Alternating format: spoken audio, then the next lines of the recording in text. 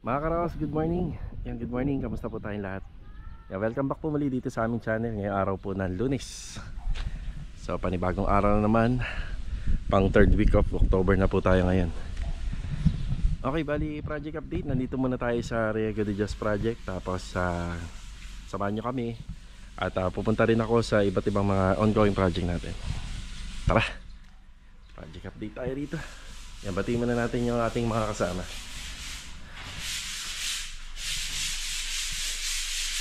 Si Kuya Rigor. Morning, Kuya Rigor. Morning. Boss. Morning. After din daw, morning. Good morning! Kaya tuloy na pala nila rito. Sa loob na.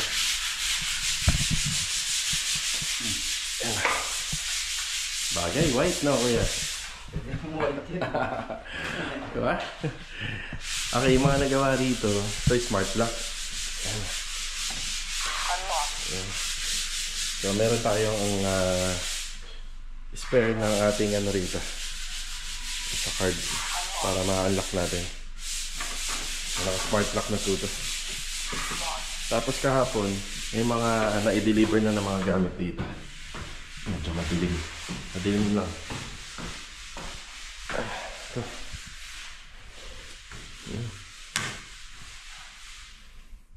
Double deck pala to.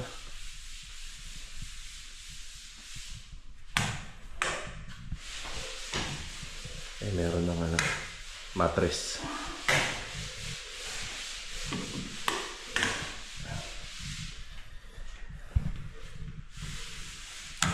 Ayan o. Double deck din pala. So ito, nire-request nila ma'am kung kaya daw to na nakapaikot. Ganun na lang. Pero sa nakikita ko kasi pag pinaikot natin to, ito, yung cabinet sa taas. Uy, ganda naman ang kama natin dito. Ito, ideal nito. Pwedeng nakapaganyan or pwedeng yung headboard nandun sa ibabaw po ng sa aircon. Pwede naman nasa sentro. Nandito sa gilid. Retouching na lang po kami rito sa flooring. Okay na kami sa ceiling. Tapos yung walls, retouching na lang. Tapos pwede na po natin itong i-turn over itong second floor. Kaya malinis na po ito.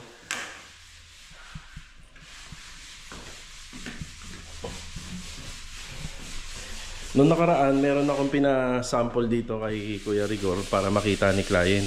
So, ang ginawa natin dito sa may wine rack, pina-duco varnish natin kay Kuya Rigor. Ngayon, nung nakita na po ni client kahapon, araw ng linggo, mas prepared niya na lang po na yung white. Pero kung nagustuhan naman niya, okay na yun. Pero ito, babaguhin natin. Madali lang naman pong baguhin to.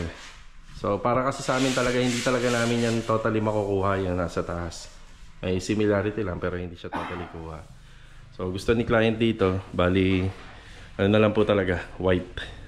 Maganda rin po yan kapag nag-white. Namula kasi yung Medyo pula, no, kuya, no? Hindi, tsaka mahirap kunin to, matte finish to eh. Sa kanya, kulay na nito yung butterboard ko eh. Oh. Masyadong orange talaga yung yung kinalabasan. Pero ako nga, kung ako tatanong mas preferred ko rin talaga white. Ipinakita mo na namin kay client kung magugustuhan niya. Magsa kami sa white. Duco white. Duco na lang, hindi na parang duco. Hindi na varnish, duco. Mga wall-floated panel.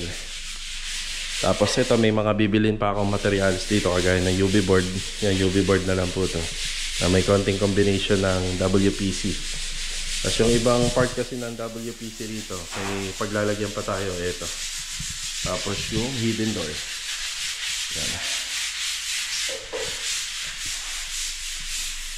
Ito muna yung una kong dinaanan dito sa Riego de Dios project.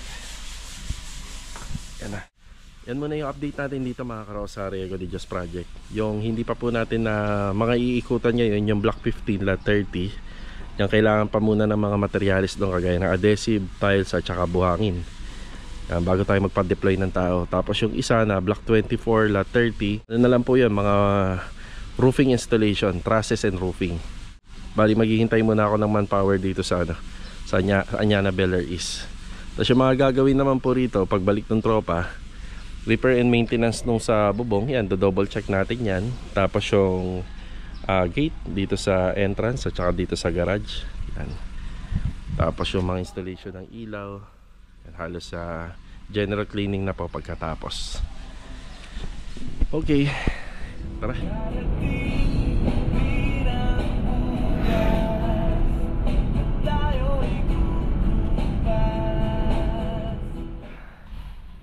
Nandito tayo sa phase 3.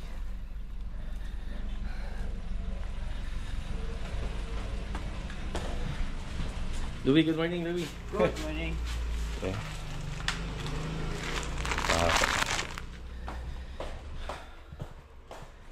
Bali yung update dito, ito na po yung mga nagawa ni Louie rito. Eh, sa toilet and bathroom, halos kompleto na yung sa tiles, yung sa niche. Ito yung sa niche. Yan, bali nilalagyan na lang po ni Louie ng bakal to, vertical and horizontal. Para syempre, dagdag tibay. Bali, papalitadahan na lang po yan.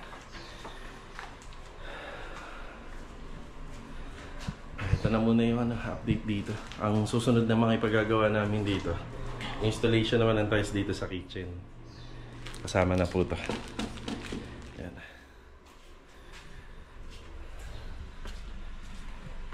Mga tiles.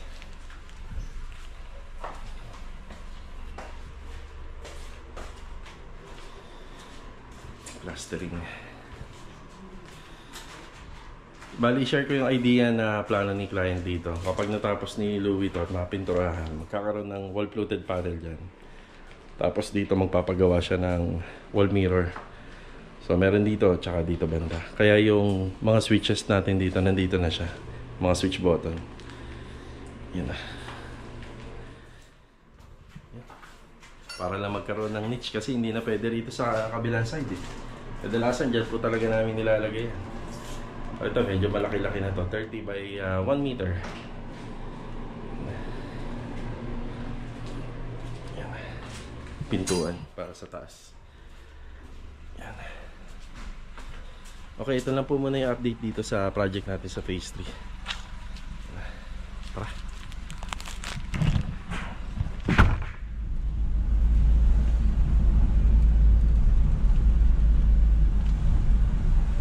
Okay mga karos, nandito tayo sa Tansa Garden Premier Phase 5 project. Good morning kila Sir Ivan tsaka kay Ma'am Carissa. Ayan. Morning kay Sandy. Morning. Kaya boy, morning kaya boy.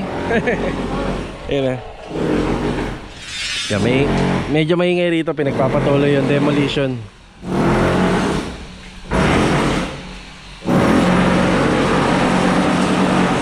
Yeah, Chard, morning. Morning. Morning. Morning, morning.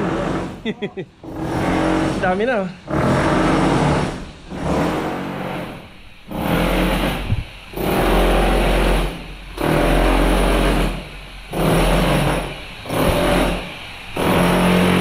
Boy, morning, boy. Sige. Ayan, bali nung Saturday, Sabado.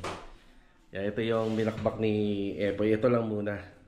So iniwan niya po muna to. Ngayon ipagpapatuloy na lang ito.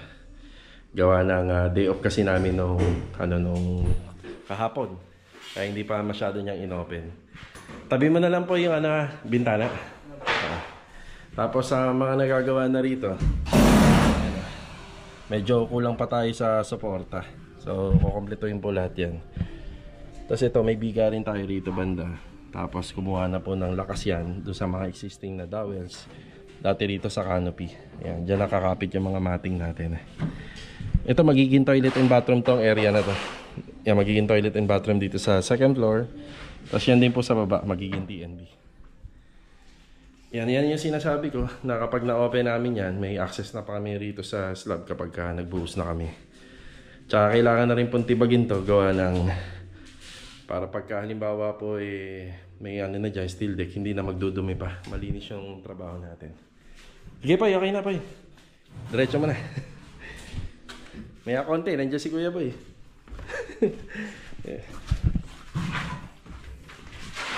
Tapos yung sako ko lumber. Ialalay lang kami. So, syempre kailangan may suporta rito yan sa ilalim para matigas, hindi gagalaw, tsaka rito sa gitna. Tapos may parang pa-diagonal bracing pa po yan. Medyo maano lang po talaga, magastos lang sa Coco Lumber. Pero yan naman po, isa magagamit pa natin yan kapag nagka-project pa tayo na mga ganito kalalaki. Yan. Ano kayo, Doming? Coco Lumber? Hindi pa kailangan? Kulang ulit, okay. Sige, ano lang tayo para hindi sobra. 20 pa sir. 20, ano, 2x3. Oh, sila rito kulang na rin yata. Ilan ba yan? Yan. Ah. May lang yan kasi Puro 2x3, puro 2x3 tayo. oh, Puro 2x3 by 8. 20. Sa'yo kuya, ilan?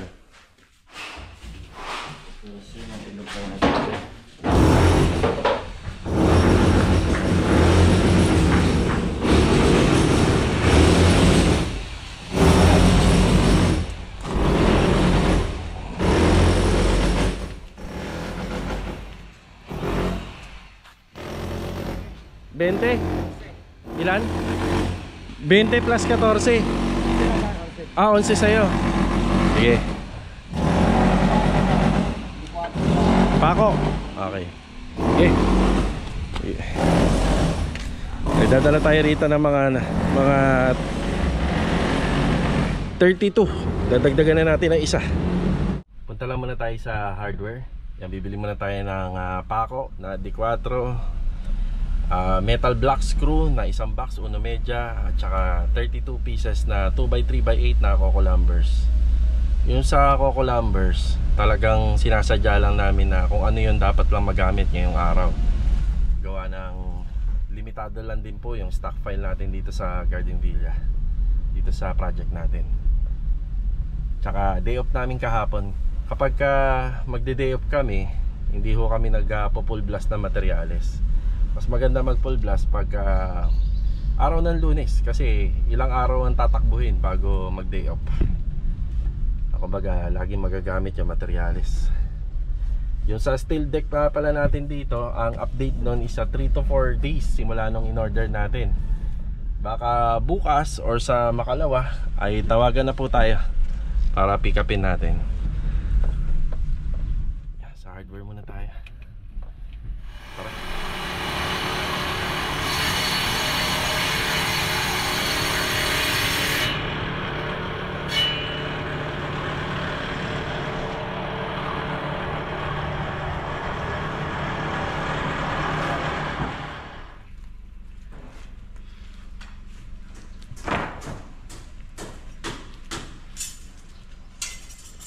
Baka next week maka-schedule tayo rito ng bukas. Saka natin yung buong tropa.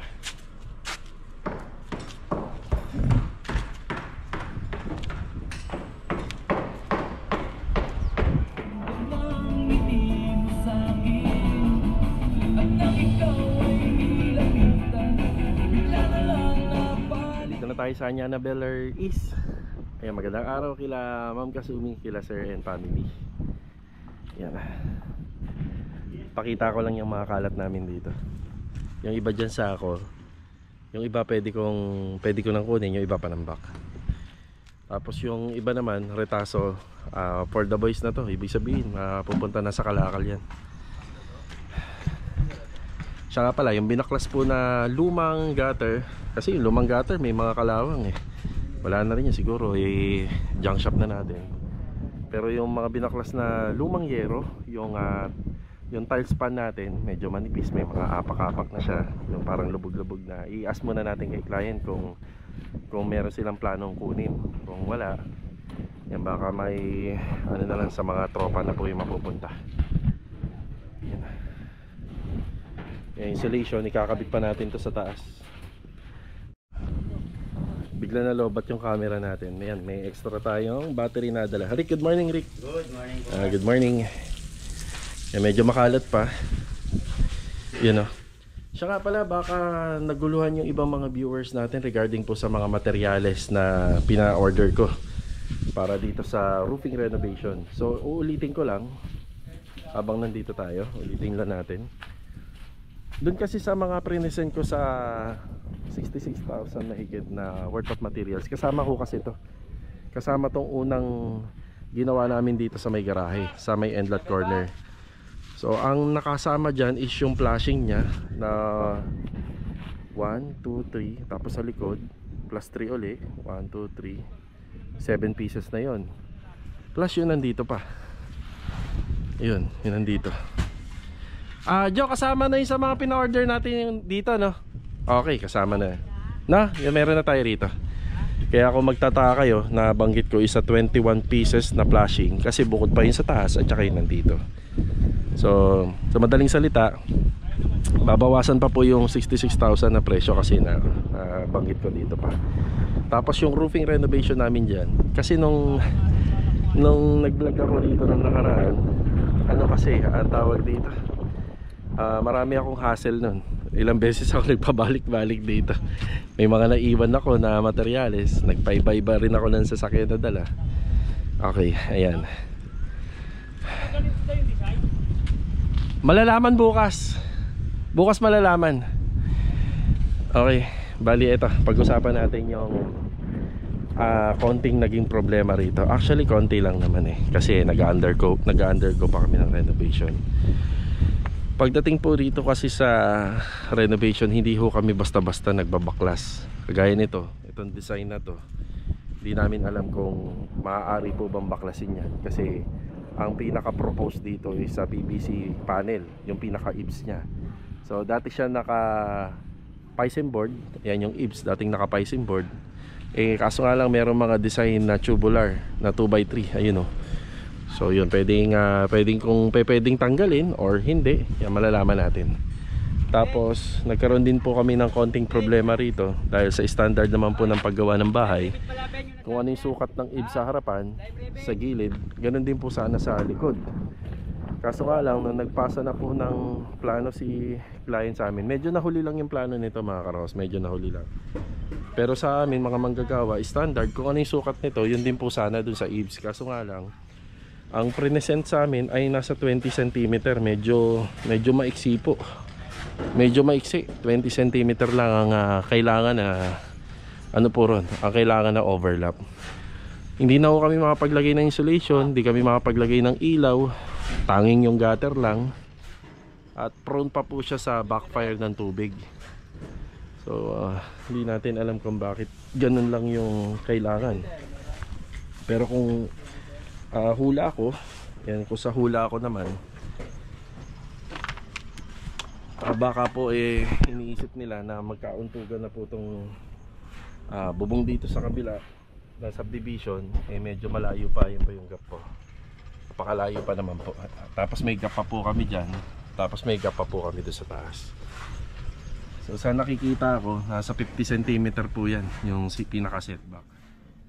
Kung mangyayari po nito, kung talagang ipapa-revise, dahil hindi nga papasa siguro sa restriction nila, kailangan ang setback is 80 cm. Yan, ganun po ang mangyayari. Kailangan 80 cm yung setback. So ang kagandahan naman, hindi tayo inside gutter, kaya hindi naman po mababaklas lahat ng bubong. Kasi kung inside gutter yan, kailangan baklasin lahat ng bubong na kinabit namin. Yan, para lang po tayo mag-adjust. Nasa outside ano naman po tayo.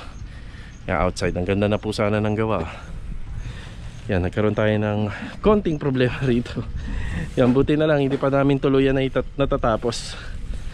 Yan, maraming salamat kay client kasi makaganyang present yung plan, pero ginagawa na po kasi namin dahil pagka ganyan naman po, understood na yan. Kung na yung ano yung laki ng IBS dito, tsaka dito sa gilid, pagdating dun sa likod, ganun din. Kasi may mga propose po tayo dyan di ba? Bati na ba kita, Bin? Good morning. Good morning. Morning. Sige. Next na pa naman. Yan. Sa tiles, zero na po sila. Ayan. Zero ko na. Tapos meron na tayong isa rito. Yan yung reference. Papunta po dun. Yan, mapapansin nyo lang, marami tayong semento rito. Lalo-lalo na yung adhesive. Baka nga yung adhesive magkulang pa yan. Kasi tatlo yung toilet and bathroom dito. Sa isang TNB, mga pag maganda po ang hulog ng mga pader, malamang mga nasa ano lang po yan, 10 to 12 bags kung maganda ang hulog. Pero pagka medyo masama, nasa ano po 15, tama na yung sa flooring. So meron pa tayo dito, so ano lang muna, alalay. Hindi kasi tayo pwede mag-stock na marami, baka tumigas lang, masayang. Isa taas.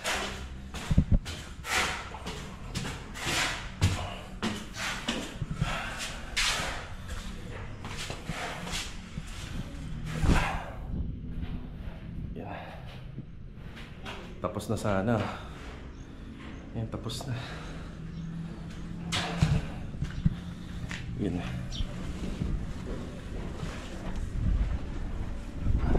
Malamang baka ma-adjust namin to, pero hindi na ganun kahirap na pagka in-adjust. Ang gusto mangyari nila engineer, 20 cm lang. So ganyan lang po kalaki yun.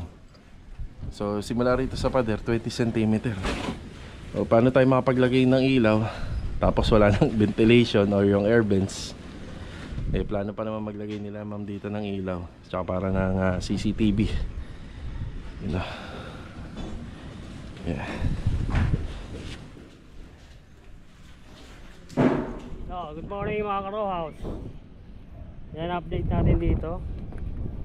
Tapos na to, flashing. Yan.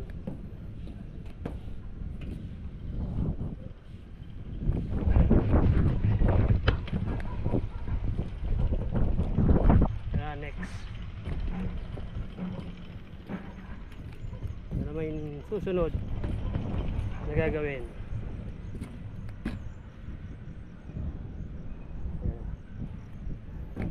Gutter muna, gutter.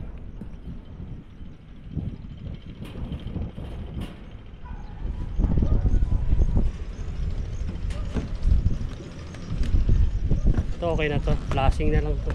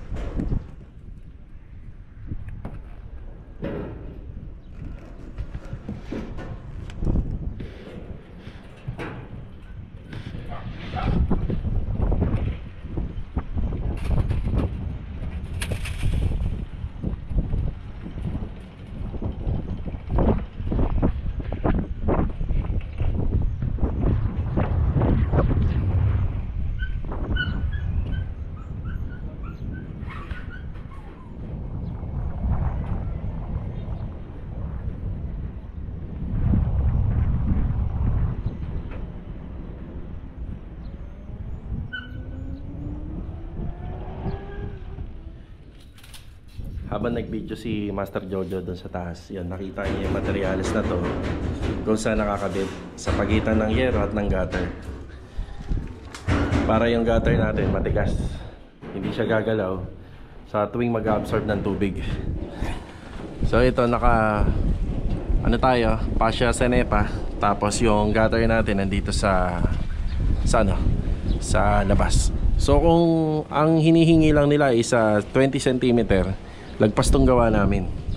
Pero hindi naman siya lagpas sa setback. Nagtataka ako, may setback naman tong gawa namin. Pero pagdating dito, yan, gusto nila 20 cm lang. Tingnan natin kung ano mapag-uusapan namin bukas, kasi bukas po to.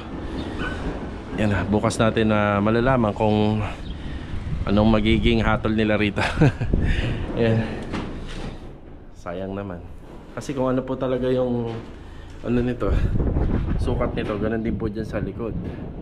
Pero syempre nga, subdivision, may mga kanya-kanyang rules and restrictions sila rito regarding sa renovation.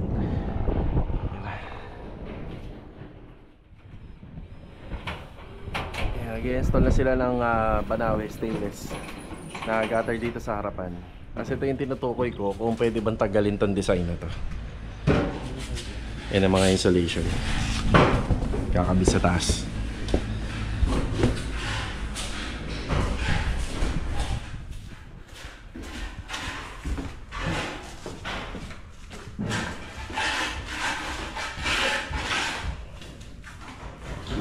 Yung si Rikis, ano na pala to? Si Roho, no Rick? Roho.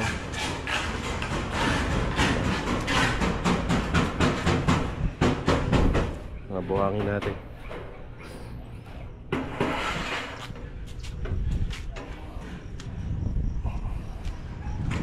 Hindi naman na mababago yung location ng downspout dyan. Nandun pa rin.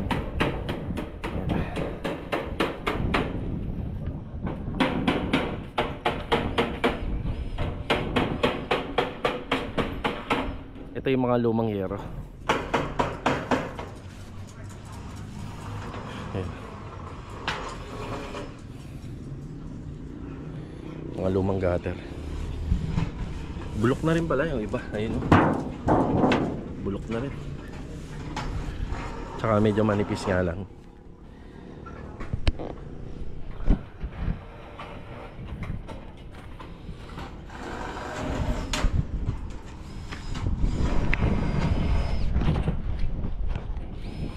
Sana mapagbigyan kami doon sa likod, kasi kung pagbibigyan tayo doon, hindi na tayo mahihirapan pa.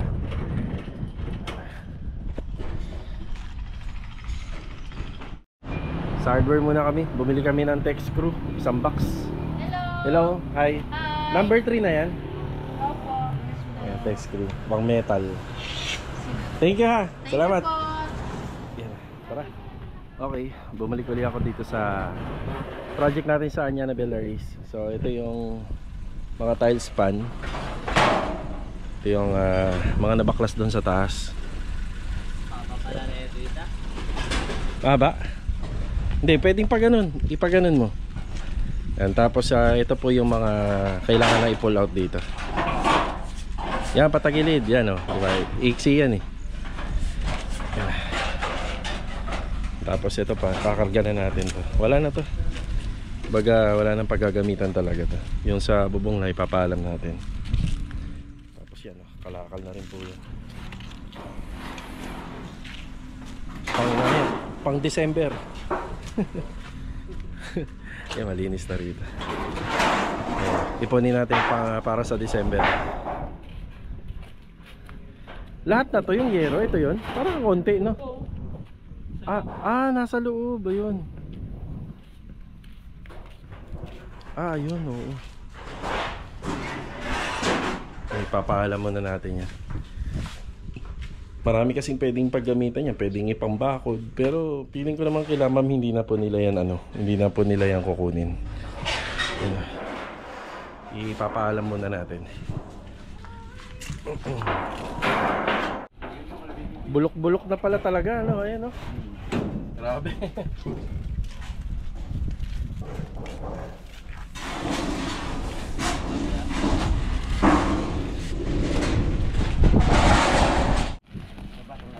Yan may... Ano to? Sige, wala yan. Okay lang yan. Ayos. Thank you, pahinga na muna. Wala, masasara ba? Masasara. Hindi naman tatama. Thank you ha. Yung break time na po, hiningi ko lang yung ilang minuto nila para magkarga po ng mga kalat dito para mabas-bawasan. Tapos ito, babalik na lang po muna sa loob. Yun na yung gutter. Yan, paikot. Pagdating doon, yung flashing na lang na may Banawe type bend din yung gilid. Yan, magaya na. Yan. Tara, balik na lang ako rito mamayang hapon ulit. Salamat eh. Thank you. Pre, salamat ha. Yan, thank you. Punin natin pang December. Salamat eh. Thank you pa. Bumalik tayo dito sa Anyana Bellaris project. Yan na, time check 4:13 ng hapon. Yan, update ulit tayo. Bali bukas magkikita kami nila client.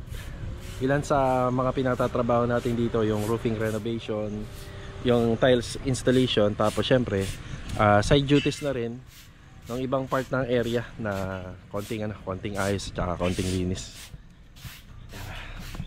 So itong part na to medyo mahaba na. Yan na yung overlap ng ating bubong dito sa harapan, medyo mahaba na. Pansamantala naglagay muna kami nito. Yan, dagdag suporta na rin. Yung sa tiling, ayan yung tiling natin, hanggang dito na. Hindi kasi natin to agad-agad maano po lahat ma-install na mabilis. Gawa ng marami pong gamit. Kagaya nito, i-adjust pa po yan. Mga gamit na yan, PVC panel. Kapag ito meron na lahat, yan, saka naman po ililipat. Yan, mga windows na medyo maalikabok. Yan, pinalinis natin to para pagka dumating sila client, makita nila malinis. Dito sa taas yung update. Yan, pinalinis natin yan, pati yung bubong. Yan, malinis po yan. Actually, madudumihan naman po talaga, pero yan, pinapalinis natin para pag nakita nila, yan, maayos. Ayun, yung gutter.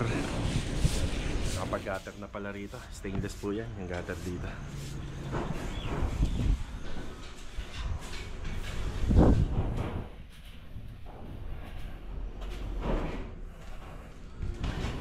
Ayun, bubong.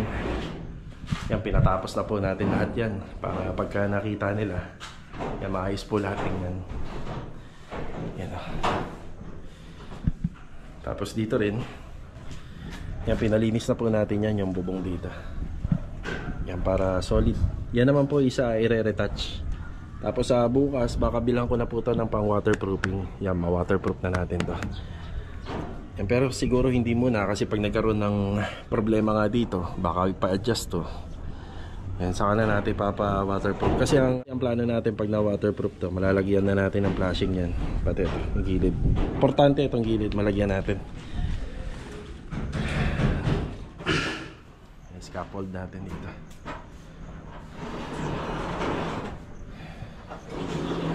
Yan, marami-rami na rin po yung nagawa dyan. Kung sakali naman magkakaroon ng adjustment, hindi naman na ganun katrabaho, dito lang naman po banda. Flashing na lang, flashing. Konti na lang.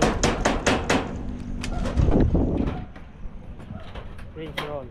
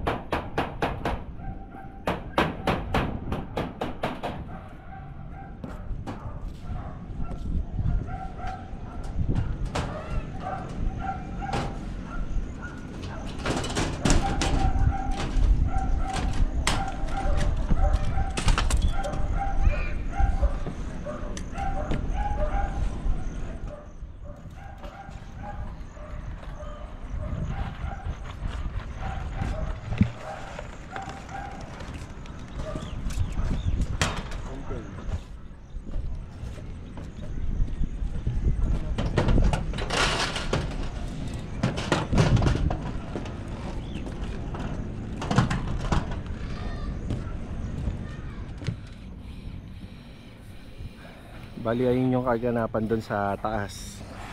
Yan na. Yan na.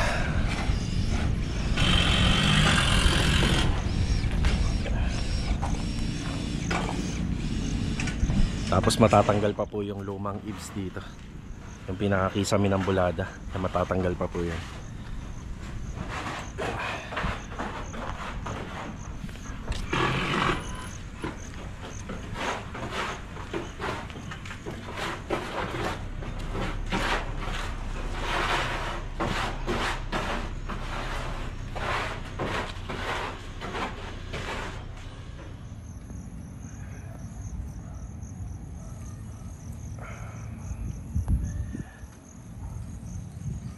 Bali mga karo, sa flashing na lang po ang kulang. Ayan, flashing. Ayan na. Tapos yung sidings pa. Ayan na.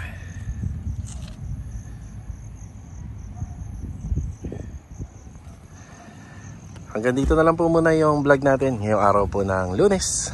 Kita-kita na lang po ulit tayo for the next video. Let's go! Tara!